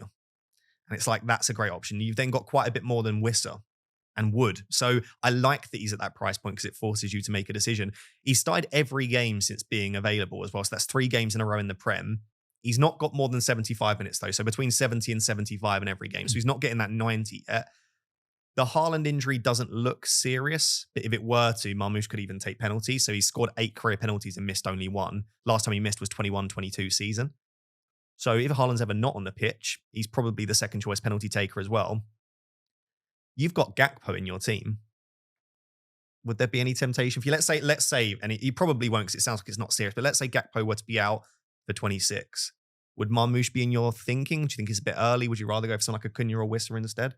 No, like I say, because of my rank, he's someone that I would absolutely look at because I think that even when Alvarez was in the team for City playing with Haaland, he would also return really well. And City are a team that I know they had a mishap against Madrid, but I think a large part of that was because Gonzalez wasn't playing. And I remember listening to all the Man City fans on the radio, and they're all like, blown away by Gonzalez and the difference that he makes, and then just giving him that something in midfield, which they've lacked since Rodri has been injured. He's not the same player as Rodri, but Pep called him a mini Rodri in his press conference. He offers like a lot more. He's much more energetic and winning the ball and all this sort of stuff. He offers something different than what Kovacic does. And Bernardo Silva, I think, has had a massive drop off this season as well. So I think that City are going to return to more like the City that we're used to, and I think that will mean a lot of high scoring games where they do get their 3s and 4s. And I think if they're doing that, then Marmoush is certainly going to be a big part of that, whether he's creating chances for Haaland or he's putting them away himself. So he's someone that I'm very keen to get in. And if I had to choose between Gakpo and Marmoush, I certainly want to sort of like make that move to Marmoush as soon as possible. Yeah, I agree. And I think he's just a confident player. Like, players do take a while in Pep systems often to integrate, but he's got a certain level of arrogance in the best way. Like, he just feels like he carries himself in that way. So I really like him as a punt. The other player that I'm really interested in, which people might have no idea why, is actually Gvardiol. I just think that with Nico Gonzalez in the team, with a couple of players returning, with Marmoush in the attack, I just think they're starting to move in the right direction, City. And when they do, they go on a crazy run. And actually, if you look at their results since game week 19, they've only lost 1 game over that spell. So I do think they are moving in the right direction. Gvardiol's just so attacking, whether he's playing as more of like a left centre-back or a left mid. And I think at the moment it's more of an attacking role. Like, I'm looking at some of the games, 1.11 XGI against Chelsea, 0.73 against Everton. He's at 0.58 against Forest, 0.87 against Spurs. He's a defender that's getting like 1 XG in given games on a consistent basis. So I just look at that right now. Like, he's got a 6, an 8, and a 6 in 3 of his last 4 games. And the minutes are so good. For a City defender, and an attacking one particularly. He started every game apart from 2 this season. The last game he was benched was actually Liverpool in 13. So since then, he's played 90 in every game apart from 25, and he played 86 minutes. You've got Rico Lewis in your team. But is there any temptation to look at the City defense right now? Like I said, he called Nico Gonzalez a mini Rodri, and he's looked really, really solid. Yeah, I think so. And like Rico Lewis, he's just someone who I've had in forever, and just, you know, again, you kind of you think it's City, and then you're always starting him, and then he'd get subbed off before the clean sheet, or you know, he's also been another player that's just like drove me mad. But he's just sort of been on my bench a lot of the time, to be honest, where I've had other fires to put out. And Guardiola, he's actually a player. He probably cost me like top 100K last year, because remember that run he went on towards the end of the season. Oh yeah, I didn't own him either, and he's scoring goals for fun. It was just absolutely killing me. Just every week, it pop up, and I was confident Guardiola had scored it. Yeah, clean sheet, goal, and an assist. I think it was one game where he had like two goals or something, and it was just like, it was absolutely nuts. So. Yeah, I mean, against Chelsea again, like, you know, watching that game, Guardiola, he was like, he was almost playing like a left forward at times, like it was crazy. And for a defender, he's actually like a really good finisher as well. You know, he can score from outside the box. He's very good at. He scored 2 goals from outside the box with his right foot, which is his weak foot. Yeah. No, he's an amazing player, and we were linked with him, a few years ago, and we didn't sort of push for the buyout clause, but no, he's a great player. And yeah, again, I think that the City assets, I think that a lot of people are going to jump on very soon, because the match with Real Madrid could play a big part in, I think in certain players getting minutes. There won't be that much rotation, I think, from here on until the end of the season. And, so I guess we just have to wait and see what happens with the Madrid game. If they get through that, then there may be a bit of rotation, for the end of the season. And of course, they haven't really secured top 4 yet either. So they're not really going to be, probably not going to be resting too many players in the Premier League either, because they obviously really need to get the top 4. But yeah, I think Guardiola, Marmoush, certainly players I'm looking to get in for sure. Yeah, I think dependent upon what happens in the FA Cup, and with blank game week 34 and double 33, City do have a good chance of doubling in 33, and I think that would just make them even more desirable. And I think we'll look at a point where in 32, you're not going to captain Salah because there'll be a double. 33, there will be a double, and it won't be Liverpool. So that's 2 consecutive weeks you won't captain him. If Liverpool have wrapped up the title by 35, 36, and they're still in the Champions League, they might genuinely start rotating Salah. And that sounds crazy, but City have done it with Haaland in the past. Remember last season, 2 seasons ago, Haaland didn't play 37 or 38, I don't think, because they were in the Champions League and the title was wrapped up. So if we're looking at Salah blanking in 29, not being the best captaincy option in 32 or 33, and then maybe seeing reduced minutes, I think the switch from Salah to Haaland is going to be more popular than people think right now, because it sounds ridiculous right now, but I think it will be coming. Yeah, and especially, while Liverpool are sort of competing in the Champions League as well, right? Like you say, like I think that, if they do have the league wrapped up, which could happen, like things could get really bad pretty quickly for Arsenal, with their injuries and everything like that. And if Liverpool, win the next few, and Arsenal, don't keep winning all their games, they could have it done and dusted with sort of 3 or 4 weeks to go. And if that's the case, and if they're still in the Champions League, then I think for sure they'll rest Salah. Absolutely. I guess worth discussing Newcastle as well. I think Isak's probably the only really major discussion we need to have. Forest and Liverpool in the next 2 doesn't seem ideal, but with the way that Forest are playing right now, they're a bit inconsistent, and it is at home. Liverpool's not great. I suppose my issue with selling Isak is the money you've got tied up in him. So it really depends when you bought him. And the only reason I say that is from 30 onwards, you cannot go without Isak, because he's got Brentford, Leicester United, which is 3 incredible games. Then quite possibly a double-double. So we've got a guaranteed double now in 32 for 32 for Man United and then Crystal Palace. So he's got that double in 32. And then probably, depending on FA Cup results, might have a double in 33. So what you're telling me is it's Brentford, Leicester, double. You're going to have Isak for that. He's probably the best captaincy option in 32 as well. So if you're selling Isak, you're going to buy him back in 30. And a lot of people look to wildcard in 30, 31 or 32. That's going to be a really popular wildcard window. Fine. But you're still losing probably 0.4 to 0.5 million if you sell him now. Is there any temptation for you to sell, or are you just going to keep him and bench him in 29? Yeah, no way. He almost scored. It was just like a slight deflection. Yeah, which inches took away. The ball away. So people probably would have looked at that game last week thinking that he had a bad game, where he almost scored a good goal. And I think also, especially I think the next game they play, they're going to have a massive bounce back because I think Eddie Howe's like fantastic manager, and I think you'll see a very motivated Newcastle. And then like you say, like the big fixtures coming up, the double, like there's just absolutely no way that I'm going to get rid of him. Perfect. Southampton 1, Bournemouth 3. All of the Bournemouth midfielders returned, so everyone got a little bit of something, but obviously Semenyo owners once again are the ones that just slightly tracking behind Dango and Cliver. So on Dango, again, another headed goal. Brad actually discussed this, I think, when we did the Bournemouth section, but that man is incredibly good in the air. Reminds me of Diogo Jota, where it's like when you look at them, they're not huge or really tall, but just so good in the air. And it was a really well taken goal. Kluivert's assist, I'll be honest, I think it's a lucky assist. It was a 2 or 3 yards sideways pass, and then Christie with a fantastic finish. But all three of them could have had more. Dango and Semenyo missed massive chances. Semenyo's in particular, I have no idea how that man didn't score that goal. And Kluivert had an in-swinging corner which should have probably resulted in an assist as well. So I think if you had any of those Bournemouth mids, you really, really should have had more. We've discussed them a lot in recent weeks. You've got Kluivert in your team. Is Kluivert still your favorite option? Like, do you have if you were to like rank the Bournemouth midfielders, how would you rank them right now? I think it's just based the fact that he's on pens, right? And he keeps scoring them all. I actually thought I was really hoping that because I think his wife had given birth, or I was hoping he was gonna just like shoot from everywhere and everything fly in, which we've seen before with players. Sort of keen to do the baby celebration as well. They all love doing that. So I was a bit disappointed to only get one return from him, but a return is a return. But I think he's a very impressive player, and I think when he first came into the team, nobody knew if he was going to like stay in or not or whatever. And but I think he's proven over the last few weeks that no, he's a really good player, and he's growing, and I think that he really believes that he's a player that deserves to start in the Premier League. I think he really believes he's a really good Premier League player. So he's certainly a keep for me. But you can't go wrong with any of the options, I don't think, at the moment. Yeah, in terms of, so if Kluivert's your favourite, do you have a preference on Dango versus Semenyo? Obviously, Dango maybe looks like he's got the greater upside now, but long-term Semenyo's minutes are just so secure. Yeah, I think Semenyo's probably, you could argue, the best player out of a lot of them. With Dango, I'm not really too sure. Like, I didn't really know too much about him really at all.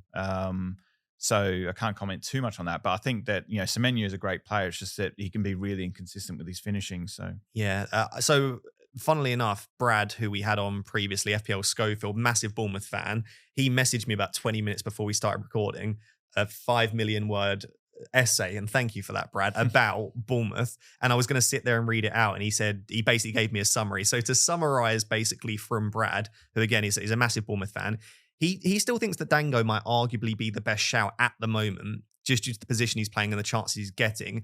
But he wanted to warn people that there have been pictures of Eva Nilsson outside in training kit. Now, there's no proof that he's training. Brad was saying he could have literally just been stood there watching the training after doing gym work, which happens sometimes. The players go from the gym and go outside to speak to the players. So he might have been training, but he's saying if you can afford to wait with the price changes, because it looks like Dango's going to go up again, maybe just wait. Because if we get Iraola in the press conference says, actually, Eva Nilsson's made a really quick recovery, he's back training with the team next week, that probably would be enough to put me off. I think it also depends on your horizon. Like, if you know for a fact you're wildcarding in 30, I reckon Dango might get you through. The issue is Game Week 28 is not until the March the 9th. So we've got like 3 weeks until Game Week 28. Then Game Week 29 is obviously the week after that. Then there's another big break until Game Week 30. So Eva Nilsson probably will be back around the blank at the latest, maybe Game Week 30. But whether he'll be rushed back or not, we don't know. Like, Tavernier wasn't rushed straight back into the 11. So it might be, even if Eva Nilsson's back next week, that Dango still continues to start. So I do think if you're just looking for like a secure option that you know for a fact will continue to start every single week, it probably is Semenyo. Because I think even Kluivert's minutes look a little bit lower with Tavernier and now Sinistera returning, because they can both play in Kluivert's position too. Dango's the only one that doesn't have a direct replacement, because none of the other players can really play the number 9 position. It is Eva Nilsson. So I guess what I'm saying is I wouldn't make an early transfer this week if you can help it. Wait a little bit longer. But if you have already brought Dango in or you own him, it looks like he's going to continue to start for at least the next few weeks. So hopefully that helps. But I still think basically the Bournemouth players are worth buying. I would also chuck Howson and Kirkes and Kepper in and say all of them are still worth having. I'd quite like a Bournemouth defender, really, if I could get one. You don't have one in your team, do you? No, I don't. I always try and again, it's just like, which fire do I kind of like put out? I've had quite a few of them the last few weeks, and the defenders are always the ones that you kind of last go with, right? And yeah, Kirkes is one I've been desperate to try and get in, and yeah, no, Bournemouth look great, defensively, and I love what Ariola's doing with the team as well. They play really, really good stuff, and they compete so well against like the really top teams in the league as well. Yep. So it's every credit to him. And Kepa, who we've had a lot of goalkeeping issues. It'd be good if you had Kepa now. All of a sudden, he doesn't look too bad, does he? Yeah, absolutely. I still really like Kepa. It's probably my favorite keeper. It's just Kepa blocks another Bournemouth asset. So it's not that I have an issue with him. It's that he probably isn't in my top 3 Bournemouth players. But if you've got a goalkeeper position that you need to fill, I think Kepa's probably the one. See, I really like Bournemouth. No issues with bringing them in still, even though that the Southampton game is gone. The next game was West Ham 0, Brentford 1.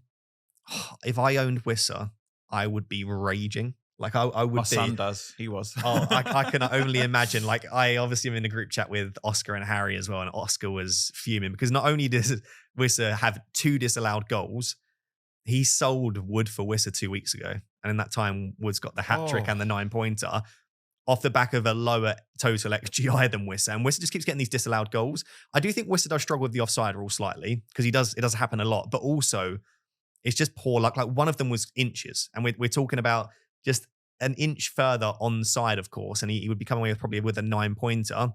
Even with the 2 disallowed goals, he still had a couple of other chances. I just think if you own Wissa, I feel really sorry for you because it's just like you deserved something from that game. The thing is with Wissa, though, he does need more chances than Wood. Yeah. And like we're comparing the two of them. Like I said, like Wissa will get more, but he needs more. And he's not on penalties. And the team aren't set up for Wissa, whereas they are set up for Wood. So I feel like I would be very angry if I had Wissa over Wood with the results recently, but you have to realize what they are as players as well. And I actually think Mbeumo was slightly unlucky. He had one really good opportunity. But other than that, I say he's got like expected liveliness. Like when I watch the game, I'm like, oh, he's lively, he's playing well. It reminds me of Rafinha. Rafinha used to be a player when he played for Leeds of like, you watch him like, wow, it's a 2-pointer. Oh, okay. And Mbeumo's done that quite a lot. But he's a flat track bully and he's got Leicester this week. So the only team that he's blanked against, the newly promoted teams this season, was Leicester earlier this season. But he managed a 14 and a 19-pointer against Southampton and a 15-pointer against Ipswich. So in the 4 newly promoted games this season, he scored 2, 14, 19, 15. He's a big flat track bully. Captaincy option against Leicester, or do you just think that he's too inconsistent at the moment? I think that some people actually went there, didn't he? And he blanked. Was it against Leicester earlier this season? Yeah, exactly. Yeah. But then people, I know someone captained him for the 19-pointer, so it's like he does like these games, but it's just, can you go against Salah? Yeah, I know. Well, yeah, that's the thing. I mean, yeah, it's if you own him, it's definitely like a good shout. Absolutely. He's someone who, while he was in my team, was blanking in the season, and then while he was out of my team, he just kept hauling. And like I say, I missed those massive hauls as well. Yeah, I think he's certainly worth a good shout there. I think Leicester, they performed quite well though against Arsenal. It just all depends on how Van Nistelrooy, set Leicester up in that particular game. If they're going to try and sort of frustrate Brentford, or they're going to go after them and try and get a win. I think that with these the teams in the relegation zone, at some point they're going to have to really try and start getting wins to get out of trouble. Good draws, good performances aren't going to be enough at this stage. So I'm expecting at some point that, a couple of them are going to get some heavy beatings to try and just go for broke in some of these games. And, maybe Leicester, maybe Van Nistelrooy's targeting Brentford as a game where, look, maybe we could get something out of this. So, who knows what could happen? I could see Brentford scoring a lot of goals, but I could see it being 0-0. Who knows? Yeah, I think if you've got Wissa and Mbeumo, you're fine keeping them for the foreseeable future. And I think returns should hopefully be coming. On West Ham, the only point I wanted to make was actually Ferguson came on at half time. He actually had a really decent opportunity. And Ferguson's a top forward, 5.5 million in FPL. A potential João Pedro replacement, or a potential cheap, if you've still got Iliman NDI and you don't want to go to Beto, who we'll discuss in a second. I think Ferguson might come into the conversation. Fixtures actually improved from 27 onwards as well. So just keep an eye on Evan Ferguson. Let's then move on to Palace Everton. So I've no idea how Everton won this game, but Palace won, Everton 2. I do want to discuss Beto though. Sensational. Like he was brilliant. Like one of the better performances I've seen from a forward this season. Since Moyes came in, he's top 10 in the league for expected goals as well. he's not just getting returns, he's playing well. Like the Yeah. link up plays good, the runs are good, his fitness looks good. His finishing has looked really, really strong as well. And obviously, it might just be a hot streak that ends very soon. But he's also probably on penalties with Ndiaye and DCL out as well. I think he's still 4.9 million. He's got to be worth a discussion again, especially if you are looking. Yeah, he's still 4.9, especially if you're looking to replace someone like a João Pedro or Ndiaye. Any interest for you? Probably not for me at the moment. Although he's definitely worth a punt for sure. Yeah, I mean, yeah, his form, it's amazing that when there's a change in manager and, you know, someone like Moyes comes in, how the team just looks completely different. I didn't think it was actually going to be the case when they sacked Dyche. I just thought Moyes was going to be much of the same. I wasn't a fan of the appointment because I was like, surely you appoint a really attacking manager to try, and then no, he smashed it. And yeah, he played really well against Liverpool as well, you know. So yeah, like you say, it's not that he's just like sort of just, you know, randomly returning. He's actually like playing really well in the games. And I mean, for 4.9 again, though, and if he's on penalties, like you say, then it's hard to go wrong with that. You know, for someone so cheap, I think it is certainly worth the punt. And it frees up so many funds. That's the thing. I was thinking if you've decided that you want Haaland for 29, Beto as one of your three forwards, along with a Wanyeri in the midfield, it's like that will allow you to have Salah and Haaland, and he might be a gift. Penalty taking forward in good form, and he's got West Ham at home in the blank as well, so it's not even a bad fixture for 29. I really don't mind. I'm actually coming around more and more to the idea of it. All I need, though, is Everton to start stinking it up and and going back to their ways of not scoring goals. But at the moment, I really like Beto. I think that's it really on Everton. It's Palace that are interesting because either side of the blank, they've got Ipswich in game week 28 at home, and then they've got Southampton in 30. So it's Ipswich blank Southampton. If you are on free hit 29, all aboard Crystal Palace. Like, you really load up on Palace assets because they serve you so well either side. And then they obviously have the double game week in 32 and maybe 33. So again, you've got Ipswich, Southampton, a couple of okay games, and then maybe a double-double. I really like the idea of Palace. But if you're not free hit 29, it's difficult to buy them, which is why every week I've had Munoz and Mateta in my team for ages now. They're my two differentials every week. And as much as they return, no one buys them because they can't. So I'd assume for you, you're probably not looking at someone like a Mateta. No, yeah, just because of that situation, just like can't really sort of like get him in. I feel as though like I missed the boat. I think that like when you got him in was like the perfect time, and I think that like a lot of managers now just can't sort of squeeze him in. Yeah, I owned Sarr for quite a few weeks, and he was playing well, but he wasn't returning. Hit the crossbar, I think, last week. Eze again, he's like in and out, but I think the one asset, the two, I guess, is Munoz and Mateta for sure. I'd love to have them in my team, but I just like can't really get them in at the moment. If I go for Glasner assistant manager, I'll have Glasner, Mateta, and Munoz against Fulham, and that Fulham 1-0, and I'll probably bench Robinson. So if it's a Fulham 1-0 win with a Robinson assist, that might be the most brutal swing of all time. So I need to think about how much, because like I'm already all in on Palace. So going for Glasner for me is very different to some people. It's like I'm going all in. I feel like a Palace fan essentially at this stage. But yeah, basically I want to say if you are going to free hit in 29, then please do consider Palace because they just suit that strategy really well. Cool. Liverpool 2, Wolves 1. Thank God we got that slot win, but it wasn't convincing for me. They started the game really well, Liverpool. I saw a stat on Match of the Day. They didn't have a single shot after the 43rd minute. So it was 0 XG created after the 43rd minute. Wolves absolutely deserve something from that game. And Wolves have looked pretty good recently as well. Yeah, I think the manager since he's come in, he's sort of turned things around there. It's not as if all of a sudden they made a lot of good signings in January or anything like that. I think he's just had a slightly different approach than what O'Neill did. I thought O'Neill did a great job, obviously, last season, just struggled this year with some of the players that left. But I think Cunha is just such an amazing player. And I think that Wolves that could be the key for them staying up, is managing to keep him in January, because I thought that, maybe a couple of the bigger clubs were going to come calling for him. So they did ever so well to keep him. And again, scored a brilliant goal. But as a slot manager, I was absolutely relieved to see them hang on. But that's an amazing stat, though, for the entire half, not even to have a shot. Especially that Liverpool. Crazy. Yeah. It's crazy for any team, but Liverpool, they pride themselves on just creating a silly number of chances. And that was shocking. But they have been a lot better under Vitor Pereira defensively, even though their results, like they've had a few losses, like they've conceded 3 against Forest, 3 against Newcastle, 3 against Chelsea. Like they're still defending really well. And it's one of the reasons I don't hate a Vitor Pereira assistant manager. It's just Bournemouth have been so incredibly good. But yeah, Cunha for me, top of the priority list in terms of forwards. Southampton in blank game week 29. Again, a captaincy option if you're not going to have Erling Haaland. I just think there's not really a standout. Like Palmer's got Arsenal, Salah won't be playing. So who do you captain? Cunha, if he's still playing the way he is right now against Southampton, is an option. I'll go to Gakpo next then because Cunha links in. Again, the news we've had as of this morning, a few journalists, Paul Joyce has reported that he's unlikely to play on Wednesday. If he's a major doubt for 26, obviously most people will look to sell him. I've got Wissa, Cunha, Mateta, Beto, Marmoush, Wood.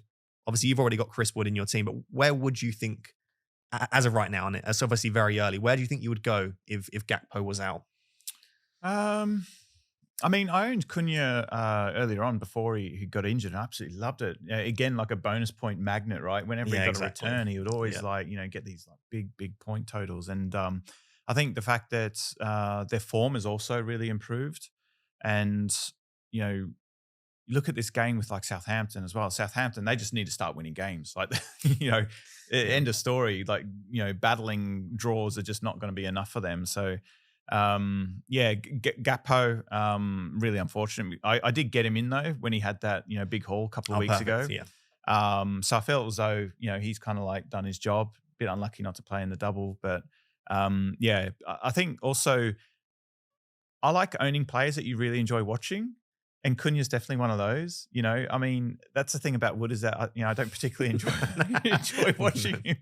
But like Cunha, I feel as though you give him, he gives you like a lot of great value. You get like, and it's crazy what FPL does is that, some players or some teams you'd have no interest in watching, but if you've got them in your FPL team, like, you can be glued to the screen. Exactly, and Cunha's a player who can get you off your edge of your seat. And like, he's a very dynamic player and can score some brilliant goals. So he's someone that I'd love to sort of like get back into my team. I think Marmoush as well is someone who's very exciting and with City's upturn in form could be another one. I think that there's quite a lot of good options now in FPL. I think and it's going to be a good opportunity for people to rise in the ranks because I think that it's not just going to be like a one template kind of team moving forward now. I think there's a lot of really good forward options now, which is really good for the game because we're going to see a lot of different teams now. Yeah, I think I'd find it difficult to overlook Cunha just because he's a 90-minute man on penalties and set pieces, and if Wolves score, he's got to be involved in some regard because he's the only one that really has that ability. With Wissa, you don't have set pieces, don't have penalties. With Marmoush, the minutes aren't perfect. And he takes set pieces, but probably not penalties. Beto has penalties, but playing for an Everton team that traditionally do struggle a little bit. Mateta blanks in 29. Wood is fine, really consistent with returns. But I guess I think you've sort of semi-missed the boat as of right now. So yeah, I think I just keep coming back to Cunha. I mean, Bournemouth and Fulham. Is it Bournemouth and Fulham in the next two? Bournemouth away and then Fulham at home. It's not the greatest entry point, but there are also games where you wouldn't be surprised if Wolves score 1 or 2 goals. And again, Cunha could be the one to do it. And then he's got Everton, Southampton, West Ham, Ipswich, Spurs, United, Leicester. I mean, it's City, Brighton, Palace, Brentford. That's the rest of the season. There's no really difficult games there other than arguably City if by that point they've turned it around fully. So yeah, for me, it's Cunha if you're looking for a forward right now. I think the only thing to discuss is the defense. So to clear up any issues and concerns, Trent didn't come off with an injury. It was apparently just lack of fitness, and also I don't think he was playing particularly well. And then Konate was subbed off at halftime. Absolutely wouldn't worry. Konate is definitely first choice out of Quansah, but he got the yellow card, potentially quite a soft yellow card, and then he made a bit of a foul on Cunha. And as soon as he made that foul after getting booked, you saw Slot just point to Quansah, and then he just started warming up. So it was purely just game state. Can't risk a red card to Konate. So if you've got Trent or Konate, I'm fine keeping them. I know a lot of people look at City, Newcastle in the next two and say, do we need to? Absolutely not. But then it's Southampton in 28. So I feel like I want to keep Trent for Southampton. I will just note, if there's a game to start Bradley in the Premier League before the EFL Cup final, it's Southampton at home. So I wouldn't be surprised if Trent doesn't even end up starting that Southampton game. And I guess as a Trent non-owner, you probably hope that he doesn't. But yeah, I did own Trent. Did you sell him to get Slot? Was that what you were? Yes, that's right. Yeah, I went with. So I actually had Alisson in goal. I I sold Trent a bit. Actually, when I sold Trent was when it was all the news around Real Madrid when they put in that cheeky bid for him, and Trent was actually playing quite badly for a couple of weeks there. I think his head was sort of maybe on other things with like maybe potentially moving to Madrid, and I just thought it was a chance to free up a bit of money as well. And I brought Gakpo in. I went with Allison as well because I wasn't happy with my keeper situation. So I thought that was pretty good. And then I went with Allison to Pickford and then to bring in Slot. So I think was it last week or the week before Trent hit like the post or something as well. And so he's someone where as a non-owner, it's terrifying. Yeah. But I feel as though at the moment I just can't really afford having him for how much he is. And I guess in a way it was a mistake to sell him because I was almost convinced that that he was probably going to go to Madrid actually at one stage with Bradley coming back. It's just one to sort of like wait and see. And at the moment, I just think that I probably won't go back to him with how expensive he is. Yeah, I was going to say once he gets sold for me, which is probably after that Southampton game, I would be very surprised if I own him for the rest of this season because we'll have the bench boost coming up in 33. Having a defender that expensive is tough, and Liverpool are very unlikely to double again this season. So I see no real value in Trent after that Southampton game. So he will be sold for me. I think I want to keep him for that one. Cool. Final game of the game week. Actually, let's not discuss it. But no, Spurs 1, Man United 0. Are we 15th in the? I don't even bother checking the Premier League table. You are well and truly in a relegation battle. Premier League table. Funny enough, I stopped checking the table. Oh, yeah, we're 15th. So we're in between West Ham and how Everton got more points than us? Wow. They hired Moyes because they were worried of relegation, and they've now got more points than Man United. I saw this is our worst start to the season since like 73, I think, which is when we got relegated. We're honestly, and it's not pest. We're a relegation team. Like I would look at Man United as like a Leicester, Southampton, Ipswich sort of game, which is horrible to say. But then we come back to like Beto as an option this week. I think Beto will have a field day against our defense. We're just in a really bad spot. So Ahmad, Mainu, Ugarte, Collier, Euro, Ericsson all out. Ahmad's the killer from an FPL perspective, but also for Man United. Sounds like he's out for the season. It means that we're having to do things like Xerxes as the 10. Or if we don't want to play Xerxes as the 10 and we do move Bruno into the 10, because at the moment Bruno's playing like a defensive midfielder, well then we've got to play something like Casemiro and then maybe Ericsson when he's back, if he comes back at any point, or Collier. Like it's a mess. Did you see our bench?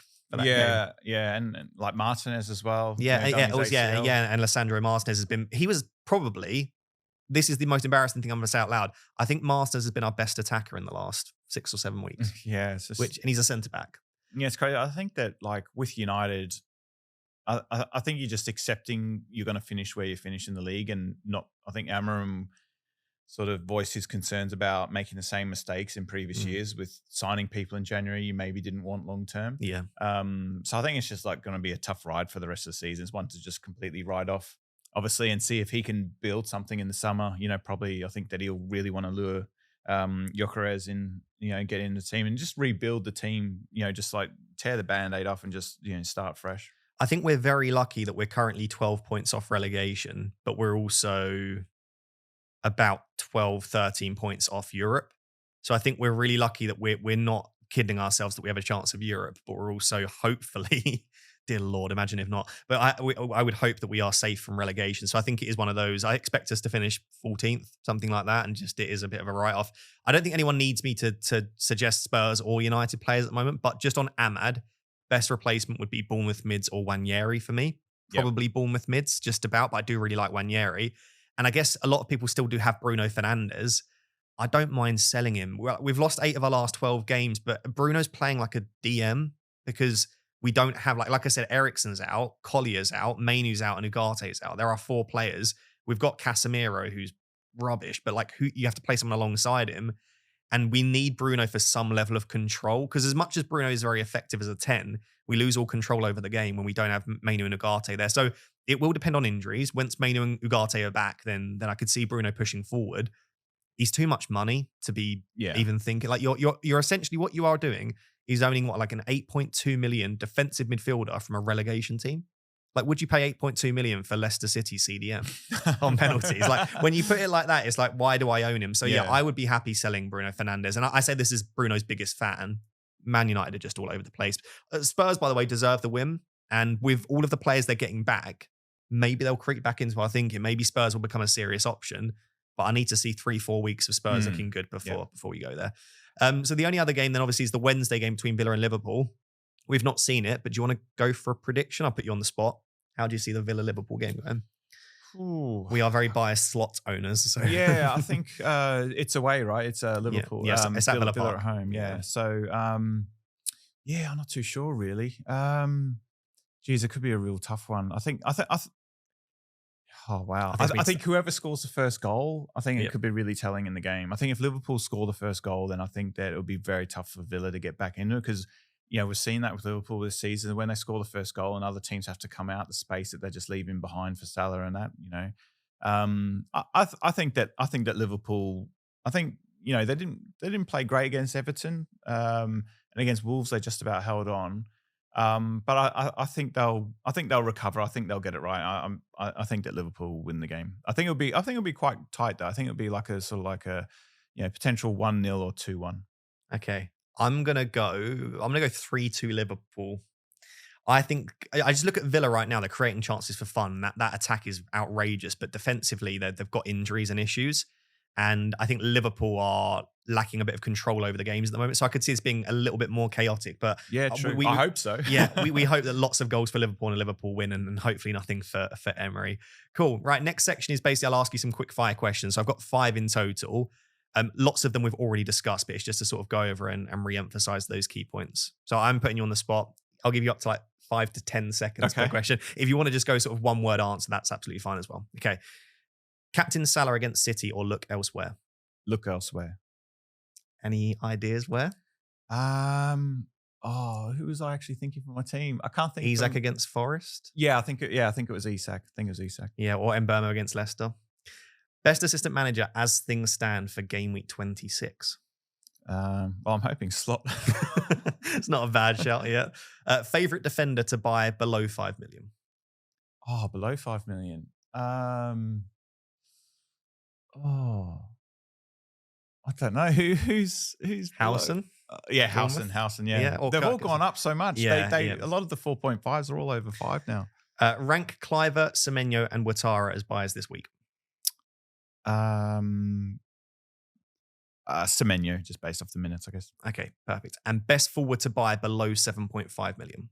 Best forward to buy below 7.5. Cunha.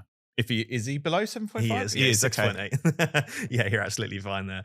As you guys will probably know by now, FPL Therapy is sponsored by the wonderful people over at Club, which is a free-to-play fantasy football mobile game. And I'll just show you my team, because look at that front three. All of a sudden, I've had Salah and Isak for a little while, but recently, I think it was like 3 or 4 days ago, I managed to get Palmer as well. So Manny's been very kind to me. That midfield's actually looking pretty decent as well. You can see I'm massively over my salary cap, which means I get deducted points every week. So I need to sell a player soon. But Neil is going to hopefully use some of his good luck. Are you a lucky person, do you think? Generally, yeah, I think so. Okay, perfect. So you're going to press meet now with Manny. A player will pop up and you can basically just tell me who the player is, or I'll guess based on your facial reaction if they're any good or not. Right, okay. We only get one attempt at this. I'm not too sure how you'll feel about this player. Started very well for us, but he's gone off the boil a little bit. So I'm not too sure if you can guess. Is that Enzo Fernandez? No. No? Okay. What position? He did play for you. Sancho. Yes. Okay, interesting. What rating is Sancho on this then? He's rated at 81. Okay, that's not a bad one then. I mean, if he gets into this, Southampton, Leicester coming up. Okay, yeah. So do we sign player? What do we do? Yeah, do you know what? Go sign player. Sign player. Okay, and then I'll chuck him basically in the team. But yeah, do you know what? That could end up being one that's quite useful. And he's listed as a midfielder. That makes it a bit better because with my front three, if he was listed as a forward, he probably wouldn't get in. I'll tell you what, if Sancho can get back into the 11 or stay in the 11, has he been in the 11? He has, yeah. Okay, so for Southampton and Leicester, I don't hate that. But if you want to build your own club as well, I know I keep teasing that this is going to be available very soon. I've been promised that it is very soon now. So yeah, do check it out. Some countries it's already available, but if not, you can sign up to the wait list. Check the link out. And thank you very much for Club for continuing to sponsor the podcast. Perfect. Right. Moving on to the prediction game for FPL Therapy. So if you are new to FPL Therapy, firstly, please consider subscribing if you've enjoyed this and rating 5-star. But each week we ask our guests to basically just select 3 players that they think will do well for the upcoming game week below 10% ownership. And we basically put them on a leaderboard. So on YouTube, you'll see right now the leaderboard. I am still top of my own leaderboard, which seems a little bit corrupt. But I'm just waiting for a guest to just take it off me, and that's absolutely fine. I'll show you the little leaderboard here. So 26 is the highest we've had, which was me in game week 13. In game week 24, even though it was a double game week, Brad didn't manage to take the top spot. So he had Delap, Ndiaye, and Soboslai. Did get a bit unlucky with the Ndiaye injury, of course, with 20 points. And then in game week 25, Clayton predicted Dango, Havertz, and Soboslai. Because the Havertz injury happened afterwards, I gave him the benefit of the doubt, and I let him change to Trossard. So we had Dango, Trossard, Soboslai. As of right now, that puts him on 15 points. And obviously, Soboslai's still got the second game to play. So if Soboslai can get 11 or more, then he'll 12 or more, then he'll go top of the leaderboard, which is probably unlikely, but you never know. Right, you don't have a double game week, sadly, this week, Neil, but we'll go through each of your predictions. So the first one, and I love this one, and I actually think he's a genuine buy that we didn't discuss a lot, and that's Danny Welbeck at 5.8% against Southampton. Yeah, I love him as a player. I think that when he's fit, he's playing really well, and you never know if he could sort of come back into England contention. You never know, really. I'd love to see that. I think Tuchel really likes that type of forward. And he loves playing for England, Welbeck. He's always done really well for us. Yeah, he's got a good record for England as well, yeah. And seems like a really nice guy too. He always interviews really well. And it's a really good fixture. He played really, really well against us, caused havoc all over the place. And I think he's a decent shout. It's a really good fixture. And you just never know. And I like, this isn't to transfer in, but actually 2 of your 3, I actually really like as transfer. So Welbeck's, I think, is a good transfer. And then this hurt my soul actually making this graphic, but you've gone for as one of your 3 best players to own this week, Beto against Man United. I mean, that's an insult towards Man United, but I understand it. But I mean, we've discussed him already. It is genuinely a great fixture with the injuries we have. Yeah, it is. Yeah, exactly. And like you say, with the injuries that you have, you barely got a defense, and just team morale is at its lowest as well. So I think that it could be a game where a really good centre forward could create you a lot of problems.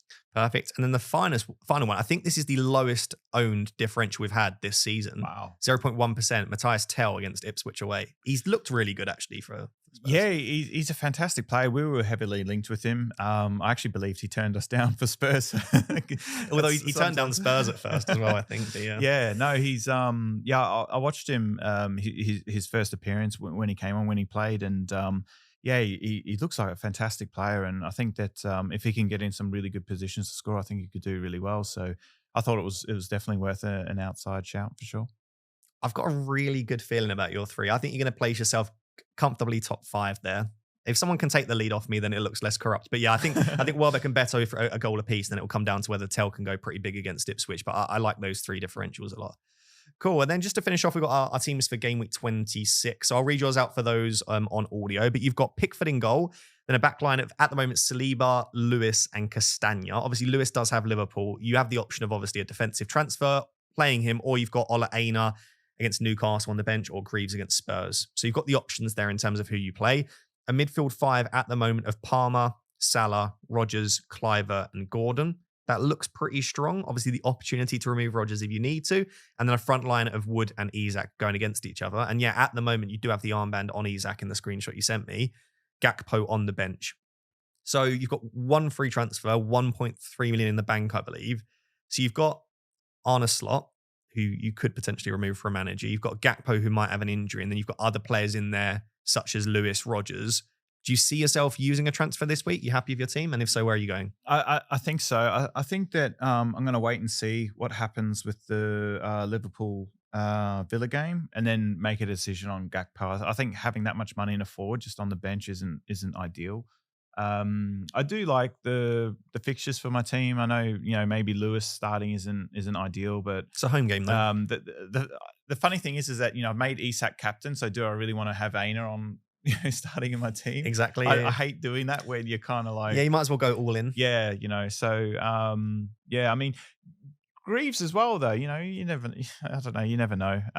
But yeah, I think that I believe that like Lewis may start from here on in now. Again, there's so much things that's happening with City, with the change in the tactics, and not being about all just control the possession, really slow with Marmoush. So maybe they might be on a big upturn in form. And then if Lewis does, start games and actually stay at right back, he could be like a good asset again.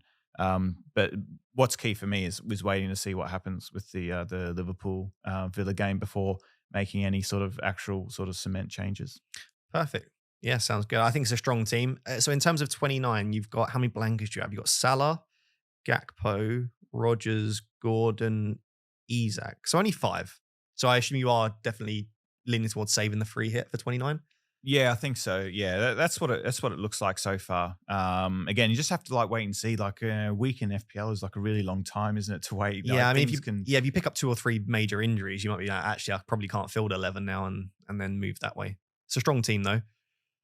Cool. Right, mine. I'm not quite as good for 29. I've got 6 blankers, I think, at the moment, and I've got an injured Vandenberg, and I own Enzo Fernandez. So my team's probably not in the great position, but I've got Pickford in goal. My back 3 at the moment is Gabriel, Munoz, and Trent. I do have Robinson on the bench, but it's exactly what Neil said about Isak versus Aina. I own Mateta. So I'm like, if I want Mateta to do well, and even Munoz from an attacking perspective, why am I also starting Robinson? So that's why I've got Trent starting against City. But Robinson against Palace at home is probably better than Trent, especially if I end up getting Glasner. I can't start Anthony Robinson. But yeah, I've got a bit of a defensive headache there. Midfield 4 at the moment. Salah against City away. Mbeumo against Leicester away. Hopefully he finally does something here. Palmer against Villa. And then Rodgers against Chelsea. And then my front 3 is still Isak, Wood, Mateta. Hopefully they continue to deliver. And I've got Arne Slot. So I've actually got 3 free transfers, but only 0.2 in the bank. So my plan right now is I think I'd like to sell Rodgers to a Bournemouth midfielder. I could sell Enzo, but Enzo's got a fixture in 29 and he's got Southampton and Leicester coming up. So I just think I'm going to definitely sell Rodgers ahead of 29. Worst case scenario, if I get loads of other issues, Enzo could at least play for me and get me 1 or 2 points. So I think I'm going to sell Rodgers for a Bournemouth mid, but I can't afford any of them without making a downgrade. So I think the best downgrade for me to make is Slot. So I think Slot down to any other manager that's not 1.5 gives me the funds to do Rodgers to Dango Ouattara. I can't really get Rodgers up to Cliver unless I go for a very cheap manager. So what that will look like is something like Slot down to Hertzler or Glasner, and then Rodgers up to Dango Ouattara. And then I think overall the team's looking pretty strong. I still also then have 1 free transfer as well.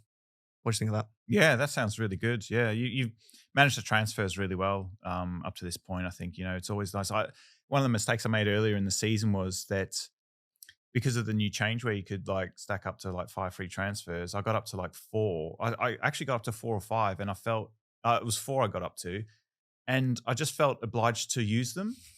Yeah. And that it didn't go very well. So I think that I'm trying to like save them again, but then I keep having these like problems difficult in the team, like Gakpo getting injured. So I feel as I have to make a change. I've never made it to 4 this season. 3 is the highest I've got, and again, I'm not going to make it to 4 here because I'm going to end up using them. But yeah, it's more difficult. When it first came out, I was like, everyone's going to roll to 5, and it's like it's actually quite difficult to get to 5, and it's not always the best thing to keep rolling. Sometimes it's to our own detriment, I think. Yeah. Cool. All right, that's it, mate. Thank you very much for coming on the podcast. No, you're welcome. Absolutely loved it. Yeah, it's been great to have you on. And I'm sure you already know who Neil is, but if not, go check him out on socials. Probably tweets about FPL more than he should on what should be a professional snooker account. But yeah, he does talk about FPL a lot. You might see him on other different channels and pieces of content as well. But yeah, thank you very much for coming on. If you have enjoyed, please make sure to subscribe and like on YouTube and rate 5-star on audio. And I'll catch you next time.